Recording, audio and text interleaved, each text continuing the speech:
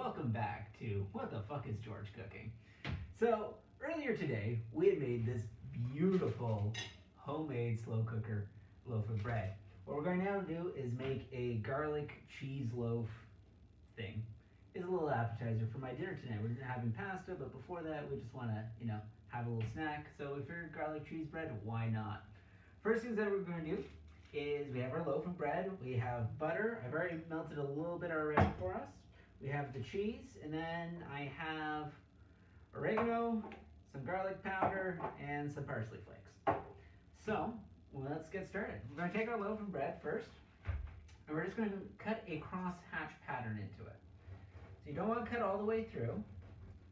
Just want to go down, say 4/5 of the way. And the whole point is you'll be able to tear off these squares when we're done. Just have a nice cheesy, garlicky square. Now this is probably going to be way too big for just the girlfriend and I, but hey, leftovers are fun.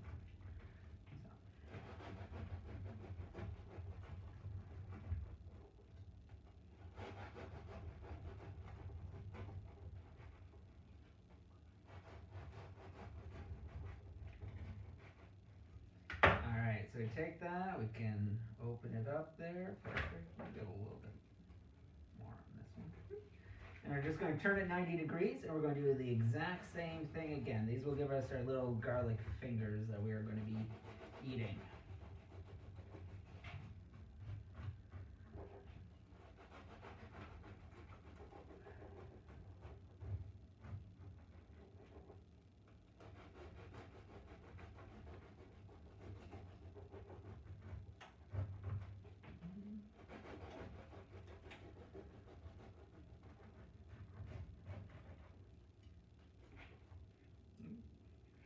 And try to keep it all together as you're cutting here.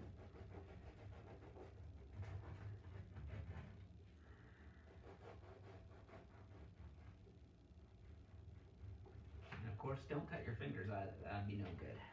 Alright. So, got it all cut there. Oh, just whoop, goes in all the different directions right now. Perfect. Okay, so first step, I'm going to put this back over here, and now we're just going to cut up some cheese. Now I'm using a Costco block of cheese, so it's about a double thickness. So if you only have your standard, say Great Value or whatever Balderson brand of cheese, and it's a lot thinner, that's fine. You're just going to have to do one less step on the cutting.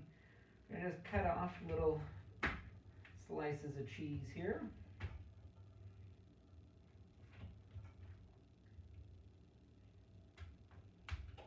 Don't want them too thick, but you definitely don't want them too thin, because who doesn't like cheese?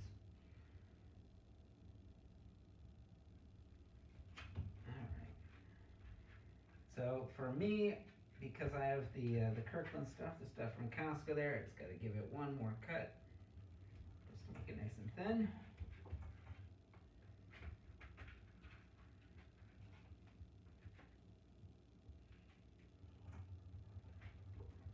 Alright.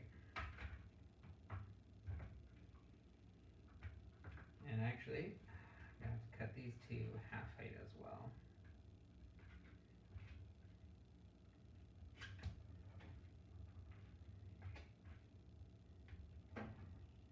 Hopefully this is enough. I don't think it will be, so I have another block of cheese here. Just going to take our loaf, and basically all you're doing is popping this in between your fingers of your bread.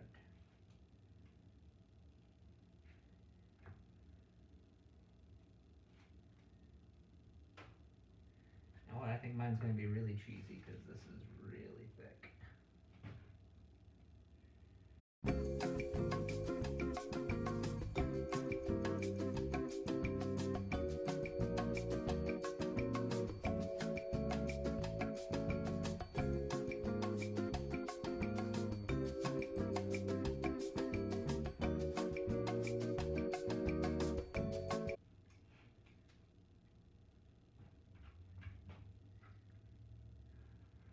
Okay, so I just about have it all stuffed here full of cheese, and it looks freaking delicious. I cannot wait. Now, I have a little bit of too much cheese left over, so I think I am just going to munch on that.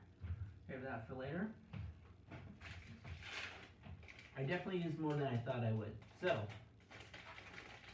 be sure that you do actually cut the cheese pretty thin, not because you don't love cheese, but because you can't afford to use like 3 bricks of cheese on this. So, there we go. All nice and full of cheese. Next step up, we're going to take our melted butter. We're just going to add in some garlic powder. You could use some real garlic, but the recipe I found just called for the garlic powder. Now, it's always a question of how much garlic powder to use. And the question is, how much do you have? Because garlic is delicious. So let's just throw the whole thing in there. Why not? And mix that up there. We have some oregano as well. Okay, yeah, that's gotta go too. And a little bit of parsley as well.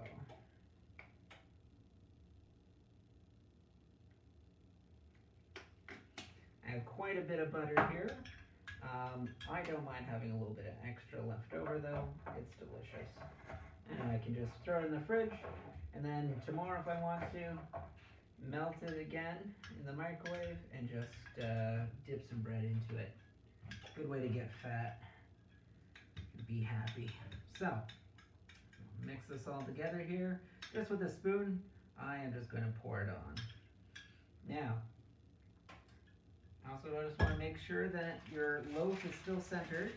Now, hopefully you watched my video earlier when I made the loaf of bread.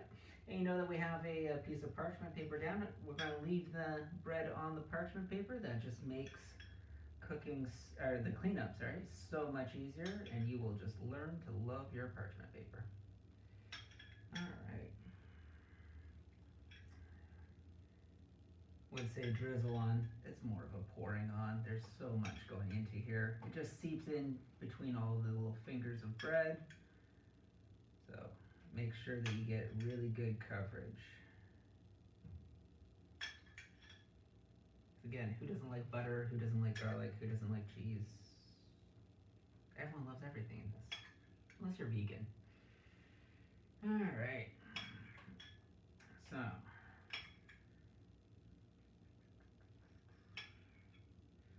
Okay. Hold it down here still.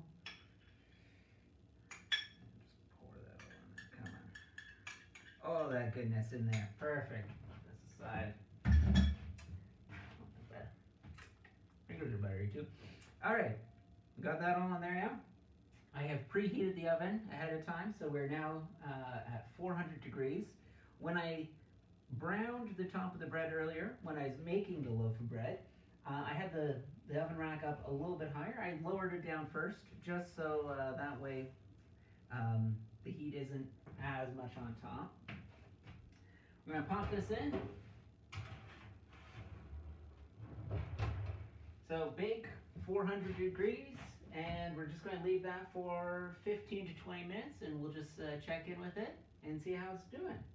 We'll see you soon. All right, and we're back. So it's been just 15 minutes on the timer, and taking a look at it, it's falling apart. The cheese is melted, so I don't really think that it needs any extra time. I'm going to go ahead and turn off the oven there, pull this out, and I'm going to show you the deliciousness I've got. So here we go. This is our baked, cheesy deliciousness. A lot of cheese, a lot of butter, hopefully a lot of garlic. Hopefully it's going to have a lot of taste. So, easy to do, doesn't take too long, a little bit of time with the cheese, but besides that, it's great. Hopefully everyone can do this at home and enjoy it too. Have a good one.